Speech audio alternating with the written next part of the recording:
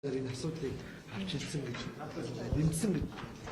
мэдээлэл байна. Монгол Ардын намын бүлгийн хуралдаж дууслаа. За ямар асуудал хэлсэн бэ гэхлээр Монгол Улсын үндсэн хуулийн 56 дугаар зүйлийн 2, за Монгол Улсын ерөнхийлөгчийн тухай хуулийн 12 дугаар зүйлийн 17, прокурорын тухай хуулийн 46 дугаар зүйлийн 46-гийн 1 дэх хэсгийг үндэслэн банзрагчийн жаргал сайхныг Монгол Улсын ерөнхий прокурорын албан тушаалд томилох асуудыг зөвшөлтсөхөөр хүргүүлж байна гэдэг асуудлыг намын бүлгүүдэд танилцуулаад за үдээс хойш хууль зүйн бодлогын байнгын хороогоор мөн ороод маргаашаас чуулганаар бас зөвшөлдсөх эсхийг зөвшөөрж байгаа эсэх гарын санал хураалт явагдах ийм асуудал явна буюу улсын их хурлаас бол томилгоо хийгдэхгүй ерөнхийлөгчийн бүрэн эрхийнхаа дагуу оруулж ирж байгаа энэ томилгоон дээр зөвшөөрж ийн үгүй юу гэдг л энэ зөвшөлтслийн ийм асуудал процесс орж ирж байна гэсэн үг. За ер нь бол прокурорын тухай хуулиар ямар хүн бас томилогдох вэ гэхээр 10-аас дээш жил ажилласан мэрэгжлийн хүн байна гэдэг ийм асуудал байгаа учраас тухайн танилцуулгахдаа ерөнхийлөгчийн тамгын газрын дарга Зандан шатар танилцуулга бас намын бүлгүүдэд хийж байгаа. За манай намын бүлэгт хийсэн танилцуулгахдаа бол жаргал сайхан нь прокурорын байгууллагад нийт 37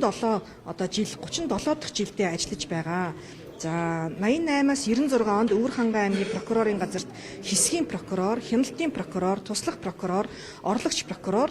за 96-аас 2000 онд Өвөр хангай аймгийн прокурор, 2000-аас 2001 онд Улсын ерөнхий прокурорын газарт хяналтын прокурор, 2001-ээс 2009 онд Тээврийн прокурор,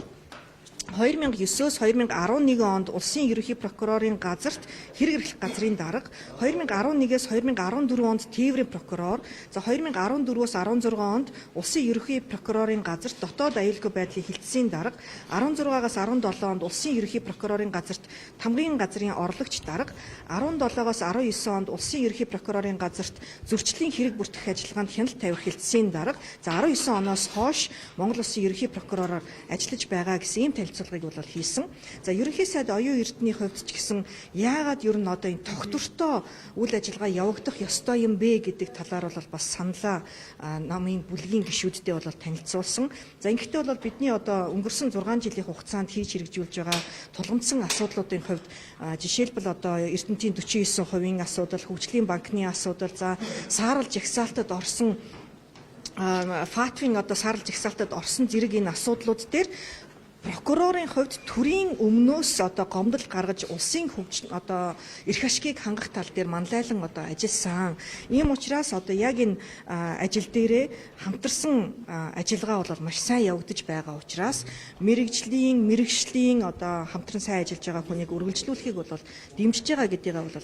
илэрхийлсэн. За Монгол Ардын намын бүлгийн хуралд оролцсон гишүүдийн 100% саналаар зөвшөлтсгийг буюу энэ асуудлыг дэмжиж байгаа гэдгийг илэрхийлж саналаа хураалаа. Одоо бол хууль зүйн бодлогын байнгын хороо болон улсын их хурал дахь албан ёсны процессыг эхэлнэ гэсэн үг.